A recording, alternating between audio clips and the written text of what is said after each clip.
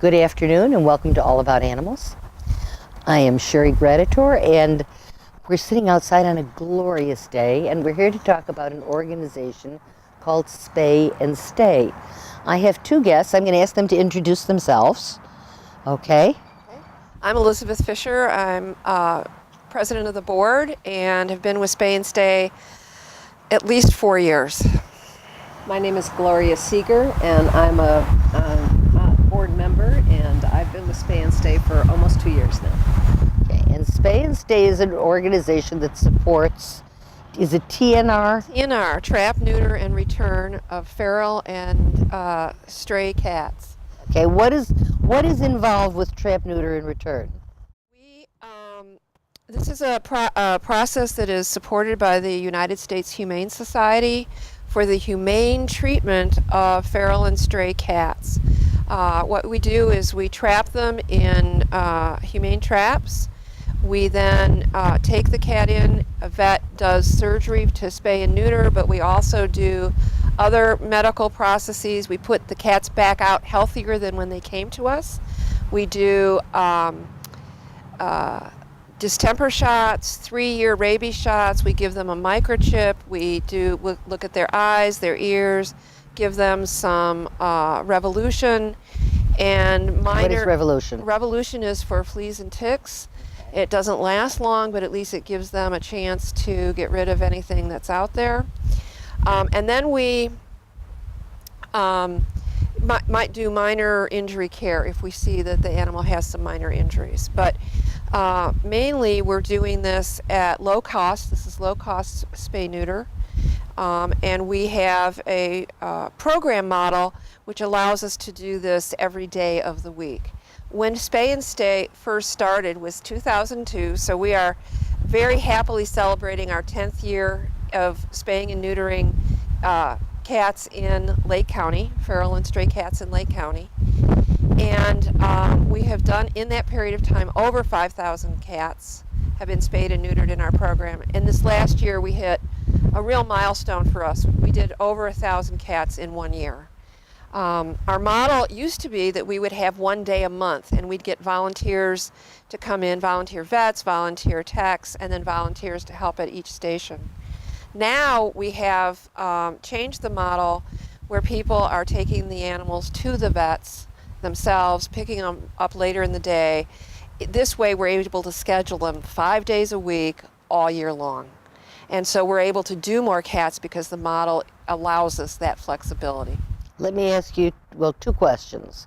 The first is, I understand that you identify the cats that have gone through the program with an ear knot. We use a slight ear tip on their left ear. I have my own Spay and Stay adoptee at home, and her ear tip is just a signal to if she were still roaming, it's a signal to people that she's already been spayed or neutered. If it's a boy cat, he gets it as well. Yes, so you do identify them. And question the second is, if, for example, I trapped 3 or 4 feral cats and I took them to the vet that you recommend and got them neutered, and it was then incumbent upon me to pick them up at the end of the day, is that correct? Yes. What do I do with them? For boys, you have to hold them in a safe place in the trap probably for 24 hours, and for girls it's 48 because the surgery is more invasive for the girls. So sometimes people will put them in cages in their garages or with the towels over them so that they're not so scared, but give them food and water, let them come out of the surgery and make sure the wound is in good shape. So the commitment to the public is to get the animal and trap the animal, get it into a vet, and then give it necessary aftercare. Right. We actually do scheduling. So they do a lot of the scheduling with us. They need to take the animal there and pick the animal up, but we're helping them through the whole process. We even have people that will help them trap. We have volunteers that will help them trap the cats. We have volunteers who will help transport the cats. So depending upon the situation of the person, the caretaker, we also ask them to enroll as a caretaker. To see if their commitment to the animal goes beyond that. In other words, are they willing to feed this animal outside of their house in the wild but help keep them fed and with water, have water and food. We do have, increasingly, we are finding in this economic situation, we are finding a lot of cats being abandoned. And our caretakers are seeing it, and we are starting a program for cats without caretakers. If the cat is well fed, you can tell, and not beaten up, they're getting food from somewhere. We just don't know where or whom is feeding them. So we can then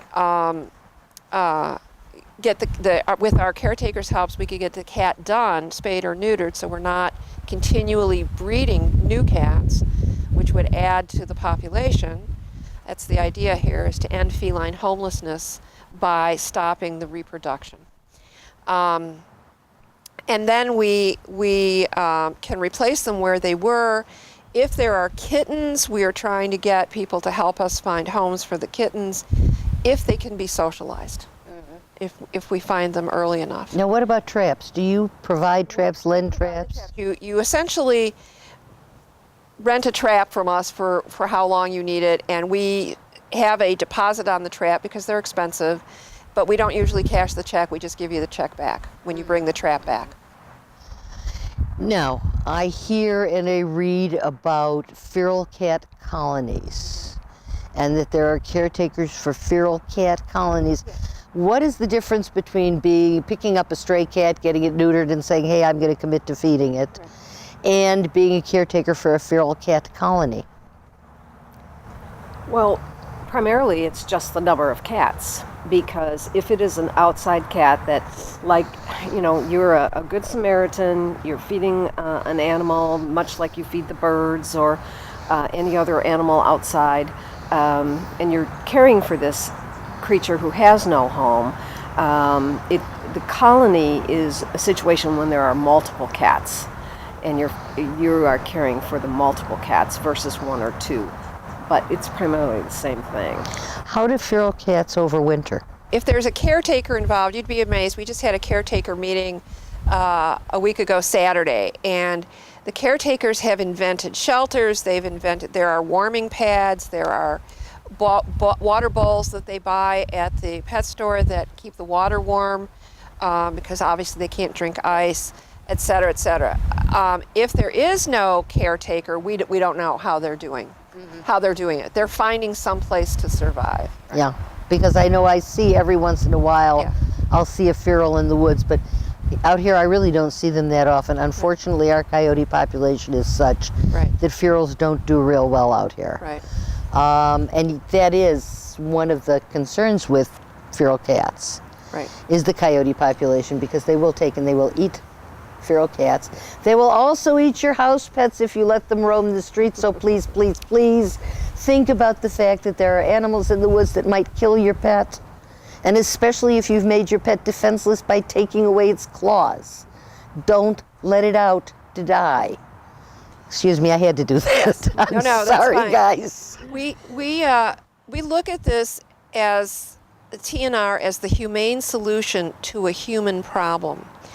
Just as with the advice you're giving about letting cats out with claws, we would say the same thing if you have an unspayed or neutered pet. Absolutely. Because if you let it out, it breeds and causes more kittens to be born, then the population increases, and the ability to care for this is not great. We want to cut down on homelessness. We don't want the cats to be euthanized. Yeah, and there's another side to that, and this is a never-ending argument that I get from the birders and the people who are concerned about them. They say if you allow these feral cats, if you don't euthanize them, they're going to be killing our songbirds.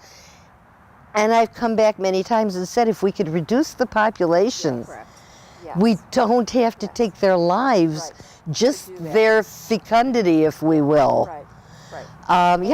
We find our caretakers report that when they come back after being spayed and neutered, their dispositions are better. They are not as aggressive, especially the males. They're not as aggressive. And with the fact that they're being fed, this has reduced the concern. I have a caretaker in Lake Forest who swears that the birds and the cats are fine together. She feeds both. And she said after the cats were fixed, they were fine. We do have some things that we're working on in this 10th year of our existence that I'd like to share with you. We are, as well as Animal Education and Rescue, is coordinating a food pantry for pets owners as well as for caretakers of feral and stray cats. This is at Central Bark in Grayslake, and it's a Lake County pet food pantry. That's wonderful. And we're working with them, and Animal Education and Rescue is just doing a great job. They're coordinating it. We have been working with Midwest Rescue because they are rescuing pit bulls, and we feel that feral cats and pit bulls are these they're the great unwanted of the world. Great unwanted of the world, and so we have some things in common with them. And I'm going to stop you because we're running short on time. Okay. And I know you have a wish list. Yes. And please, please, please, let's do your wish list. Okay, well, of course, like any organization, we're primarily dependent on donations and volunteers. Our wish list includes volunteers to trap and transport. That's probably our number one. The second one is barn homes for Barn cats. That where we can relocate colonies that do not have a caretaker. We need volunteers to get the word out, for example, through their school or workplace. Most, of course, importantly is funds, and then local businesses that would be interested in giving us any type of a donation that we can use for our fundraising events. And I'm sure if somebody donated a bunch of have-a-heart traps, you wouldn't cry. We would not. We are a 5013C. That's the .org. You see Spay and Stay, www.spayandstay.org, and our phone number is right there in Grayslake. We do cats all over Lake County, and we do, it's $25 per cat. If someone is in need and has a whole colony and needs to make arrangements with us, we will certainly talk with them and try to figure out a way to do that. We want to reduce the cat population, and we want to end feline homelessness by that method. So we are very, very hopeful that people will understand that donations help to subsidize people with cat colonies. And the people who can't afford it. And the cats who need the help from the people who can't afford it. And it goes on in a never-ending circle. And in these economic times, we've had so many people who have left their colonies. So this barn cat, the relocation of a colony takes at least a month, if not two.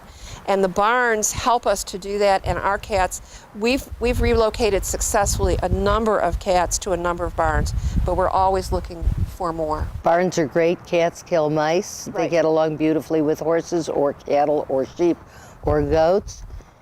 And if you have the space. And I am fairly certain that we are just about out of time. So I want to thank you both for being here. I want to thank all of you who watch this show and who think you might be able to help. If you can afford donations, dollars are always wonderful. If you've got a little time and you'd like to help, that's every bit as valuable as the dollars are. So whatever you can do to help, it's a super organization. They're doing a wonderful job. Thank you both. We thank you for caring about our feline friends out here. We need to give them a name and a face. They're not just throwaways, and no animal should be thought of ever as a throwaway. No, they're living souls. Right. We're now going to take you to Save a Pet and show you a bunch of those living souls who are looking for homes.